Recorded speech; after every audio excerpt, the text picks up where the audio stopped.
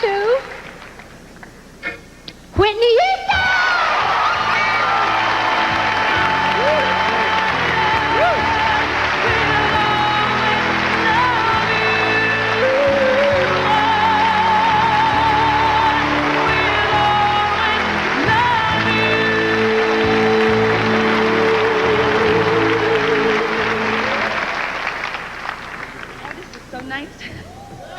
Thank you so much.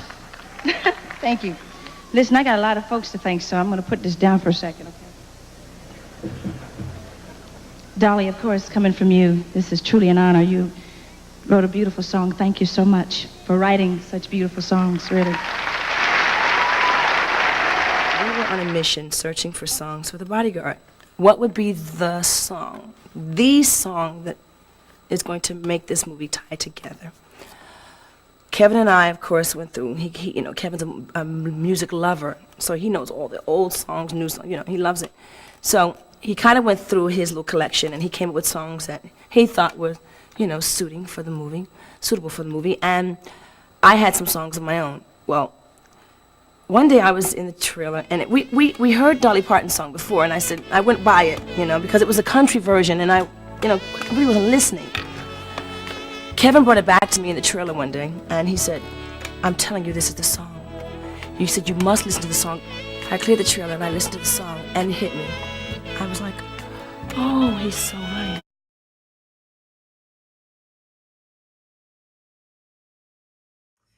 I mean, well, first of all, as you mentioned, Dolly Parton is iconic, and not just in country music, but in general throughout the world, and she is so well loved. She is obviously talented as a writer, as a musician, as a singer, as a businesswoman, as an actress, all of the above. She's done it all. So for me, I think she is one of the women in the biz to emulate, especially if you're looking just, within the country music world and people who have continued to diversify outside of that. So I love who she is and what she's done, her music, and obviously, her career on the whole.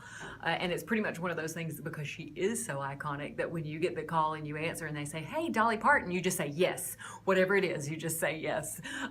So I was pretty thrilled whenever, I got the call that they wanted me to read for it, and then especially thrilled that, they were wanting me to play the part of her mom, which is a big deal also in and of itself. What sort of advice did she give you or others give you on playing her properly? Well, I think Dolly gave me the best insight of all, and obviously it is, it is the role of her mother, and that in and of itself is a pretty sacred relationship that I really wanted to be able to pay honor to and tribute to her mom. And so I had a chance to have a conversation with her and say, how was she? What was your relationship like? What was her personality? Just to dig in a little bit more deeply than what I was already able to learn through the script. So basically the biggest piece that she gave me that I think for me was the biggest connection and click was when she said, "I'll tell it to you like this. My mama was me without the glitter." And I thought, okay, so she was sassy and she had some spunk to her, and she was funny, but she knew when to get serious, and maybe all of that without so much of the makeup and the glitter, as Dolly said. But I thought that was a wonderful illustration for me of who her mom was. You've been in the business a good while now. Of course, Dolly's been in it for decades. Had you met her a good while back? You know what? The first time I met her, I believe, was at a tribute that VH1 was doing for Reba McEntire, actually. And Dolly was on the show paying tribute to Reba, too. And I met her first there in a rehearsal. So that was the first time that I had met her, and then had run into her on and off a couple of times in between.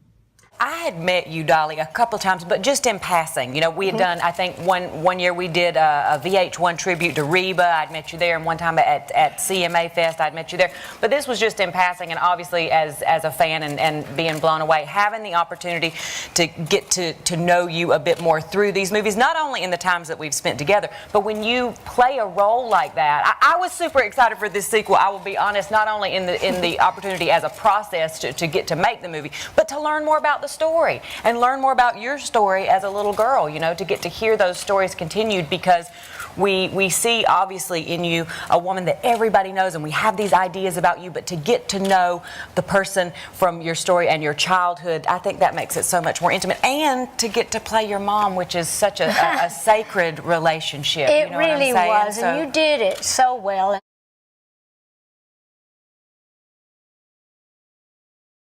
My top 5 favorite female singers, number 1 has to be Dolly Parton, because she's my godmother and because she is a real life Barbie doll, and I love that. And she is a legend, and her music, I think, represents like my whole childhood. So you know, you always have that record you listen to the whole time, so Dolly was always on in my house.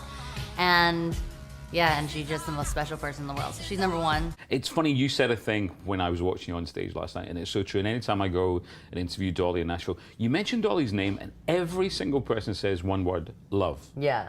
It's a magical thing, isn't Yeah. it? And she's your godmom. And I was saying last night, remember I told everyone that, anyway, if you don't like Dolly, you're weird. And if I'm telling you you're weird, there's something really wrong, because I'm one of the weirdest people on the planet. I've met anyone, whether they've come in contact with her personally or not, or just listen to her music, or just watch her. No one doesn't like Dolly. And that's because I think people see the way she'll treat anyone here in this room, the way she'd treat her biggest fan, the way she'd treat her worst enemy is all the same. All like super respectful and love. And that's just, I've had such a great role model as a musician, but also just as a person. She's just the kindest of all. I think at the moment she must be so proud of songs like Malibu, songs like Inspired, Yeah. because there's Dolly there, isn't there? Everything about her, just her cuteness and her love, just her energy all around is so good. And then you watch her in that spark, no matter how many transformations, no matter how many wigs, boobs, whatever she does, it is still that face, and still that face of just love and compassion and caring for other people. That is Dolly, but she's just beautiful and sexy, and it's her energy. I remember the first time when she came to do our show of Hannah, they came to her and they were like, you know, do you care if maybe we like cover your boobs a little? And she goes, well, you knew my boobs were as big as the house when you hired me. Why am I here? She's just so herself. And so I think the thing is like for her, no matter what it is, it can be, that isn't what makes her sexy, is like her body and her glitter and her hair and her makeup. It is that she does push that and is so confident and really just says what's ever on her mind, but the way Marilyn did as well, to say it with a smile. I'm obviously so grateful for the women that paved kind of the way to, you know, have strong, and people not be scared of strong, smart, you know, women. She speaks and sings to the people that are listening, and she's singing for those women that do work hard, and this is the way they feel, that they can never get anywhere because they're a woman. You know, she's sexy country, and she always will be, and it doesn't matter how old, how young, what she looks like, you know, if it was whatever it is, she is what represents, you know, female country music.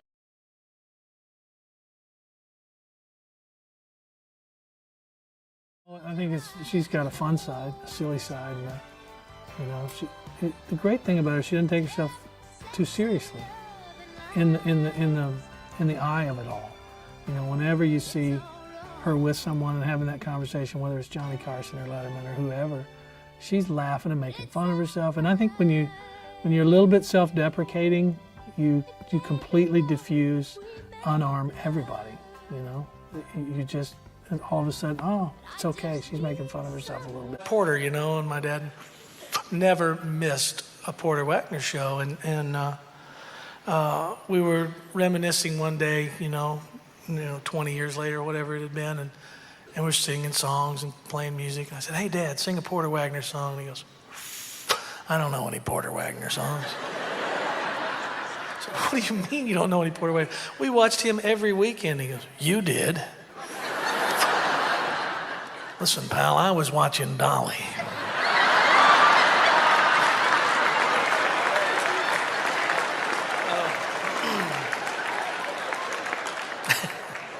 My old man had some game. So that cracked me up, you know, and how funny life is, you know. As I was getting started in my career and struggling to, you know, make rent most months and just getting by and doing whatever I could to make a living playing music, play on the streets a lot, and just whatever gig you could get, you know, and I'd always get an encouraging word from the old man, you know, and you know, it'd be stuff like, hang in there, boy, you're getting better, you know. You just stick with it. You're going to get yours, and all that kind of stuff. And it was always really positive, great reinforcing stuff. And then it's so interesting in life how it works out. I started doing good. And then the old man became my biggest critic that I ever had. Worse than any writer ever could be. I remember the first year I hosted the awards, and I thought I'd done pretty good and won a couple of awards, and we had a great night, and we stayed up till 5 or 6 in the morning, just going to all the parties and having a big time. And the old man decides to call me with his review of the show at 7 before he went to work, And I just pick up the phone, I get this, hello, and I hear this. Who in the hell do you think you are? I said, what? What are you talking about? And he goes, let me tell you something, pal. I watched you last night. You're no Jay Leno, okay? I said, knock that comedy crap off. Just introduce people. I said, okay, Dad. And how, like I said, life works in such beautiful ways. A few years after that, I got a call from Dolly Parton. A couple of years before the old man died, and I said, what can I do for you, Dolly? And she says, well, I want to do a duet with you of I Will Always Love You, if you will. And I said, well, of course I will. I'm not going to be the only man to ever say no to you, so yes, I'm in. And I said, when and where? And she said, tomorrow afternoon would be great, about 2 o'clock. And I said, I'm in, so I hung up the phone, and I'm dancing around. I'm going to sing with Dolly, I'm going to sing with Dolly. And then I went, I got to call my dad. He will freak, So I waited till about 1:30 in the morning, and